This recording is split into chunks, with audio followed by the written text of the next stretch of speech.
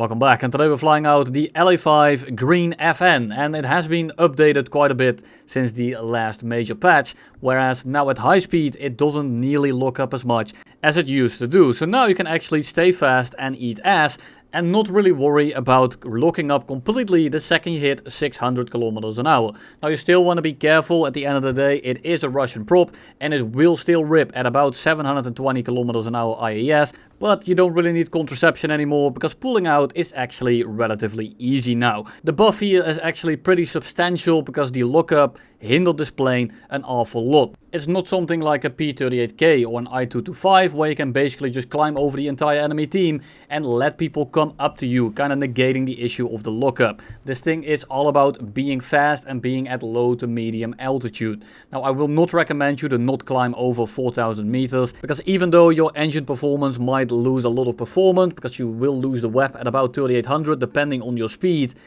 having a little bit of altitude in the tank means that you have more of a dictation of the engagement.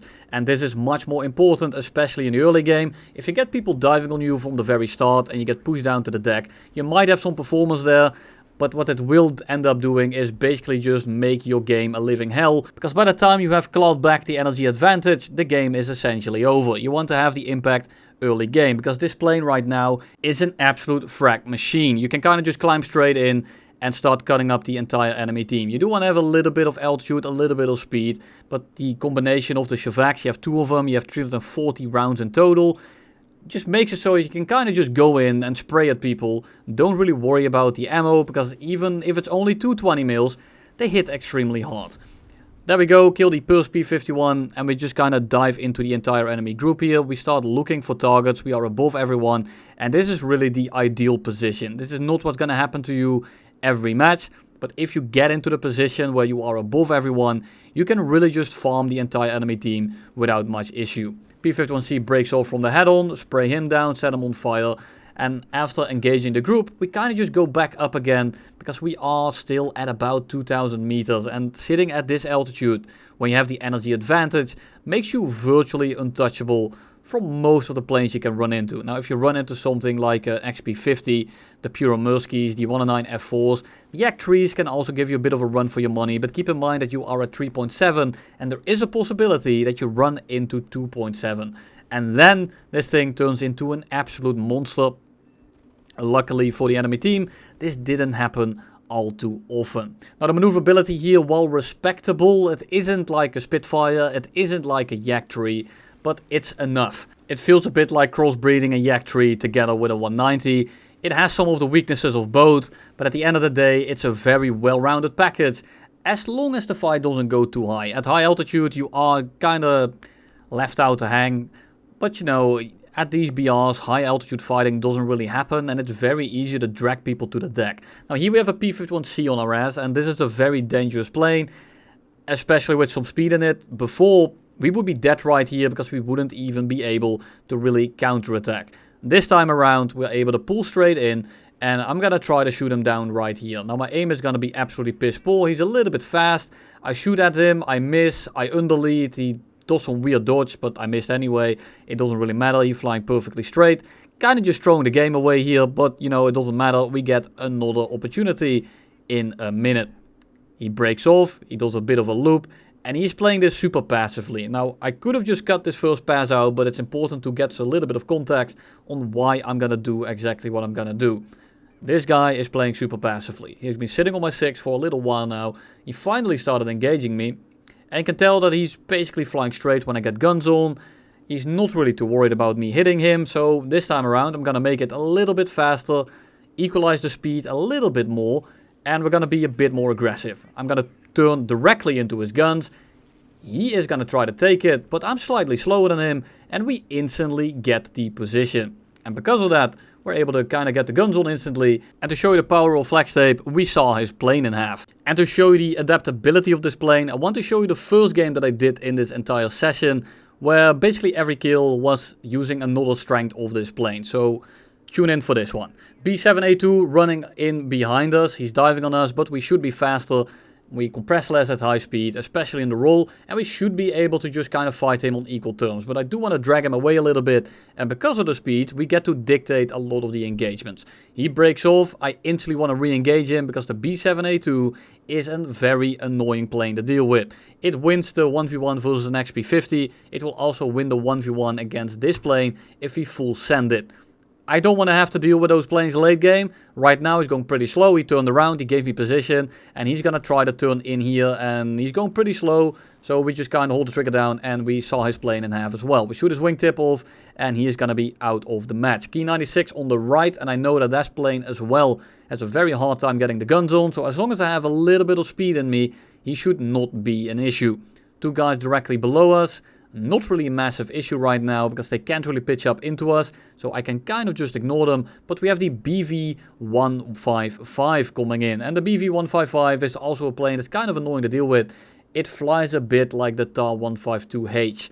If you are familiar with that thing where it's all about the airspan, it is kind of slow, but at low speed it has absolutely nuts retention, and you do want to gauge the energy a little bit differently. If you merge with a 155, and he's going like 350, just pretend like he's going 450-ish, because it takes quite a while for all the speed to bleed. Now the engine power isn't really there, so if you can get it slow and you can get above its nose and he stalls out, you should be cooking him, because the climb rate and acceleration just isn't really there. Spray a bit in the head-on, roll out of the way, we almost get cooked in the head-on here, but we have the speed to kind of spiral him up. Now he is going to try to pitch into this, and he's going to get extremely close, but we just get past his nose.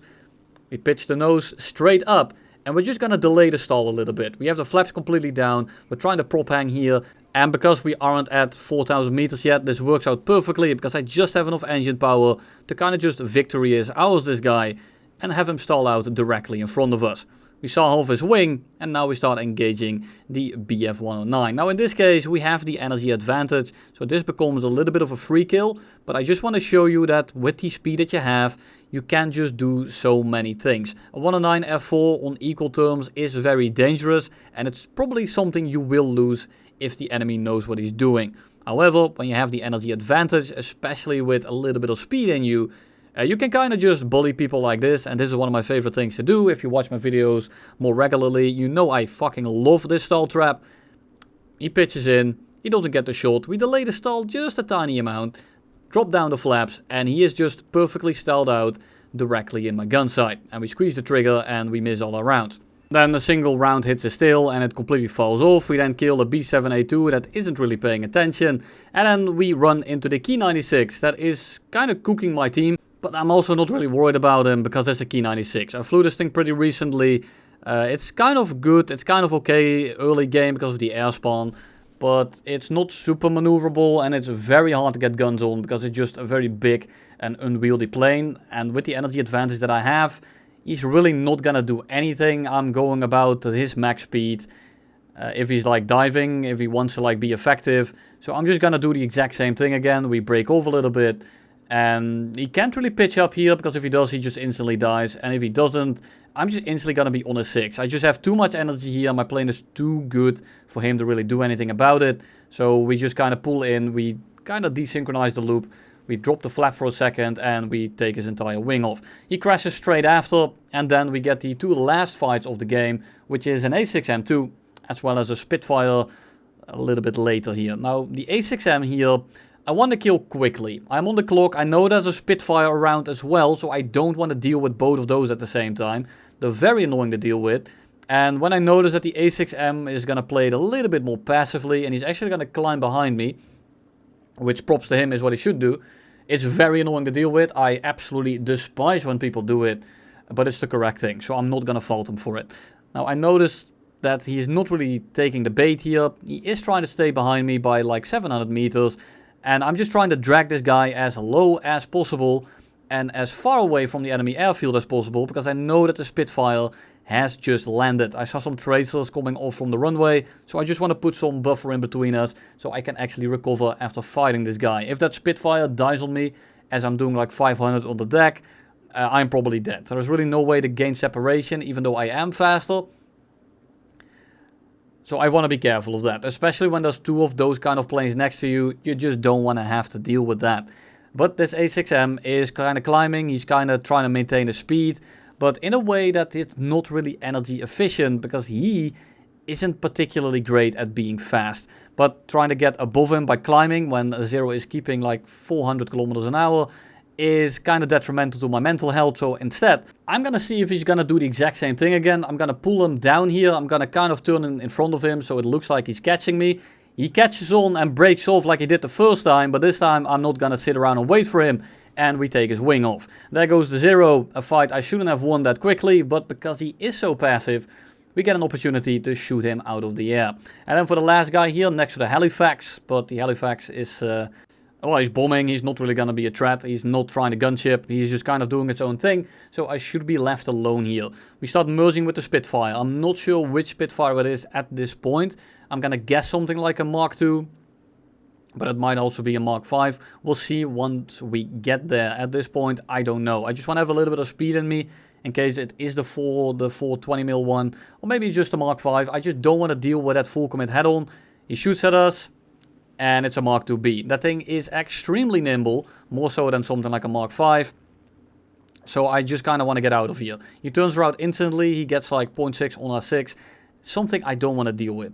Now he's going to start spraying. I know that he's going to start overheating pretty quickly here as well, but I'm going to do the exact same thing as I did to the Zero. I'm going to try to keep him above his top speed for as long as possible. My top speed is higher, and if you have watched my energy guide, or if you just have played this game for a decent amount, you know that if you go over your straight line speed, you start pissing away a lot of energy, because the second you straighten out, that speed will drop, and you are not keeping it in the bank, you're not doing anything with it, it is simply going to disappear. So the second we're kind of at my top speed, we start climbing shallowly, and I'm just trying to put some distance in between us. I'm not worried about the altitude, I'm not worried about my speed, the only thing I'm worried about right now is getting separation, while also getting a little bit of altitude, of course.